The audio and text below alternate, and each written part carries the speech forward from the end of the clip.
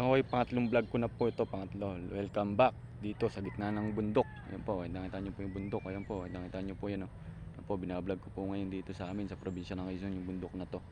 Ayan po, nakita nyo po yan. Ayan po, ayan po yung bundok ko, napakalawak po nito. Ayan po, nakita nyo po. Ayan sa bundok ko, ayan po, nakita nyo po. Ayan. Ayan o, nakita nyo po yung bundok dito sa amin sa probinsya ng Quezon. Ayan po. Nakita po, ayan. Nakita nyo po yan, ayan o. Po, kita niyo yung bundok na yan. Napakaliwanag, napakainit po dito sa probinsya ng Quezon. Ngayon lang po uminit dito eh. Ilang araw po nag-uulan dito sa amin. Kaya po ang putik ng daan dito sa amin. Dito. Po, kita niyo po yan oh. Yan. Kita niyo po yan. Ayan yung bundok. Yan oh.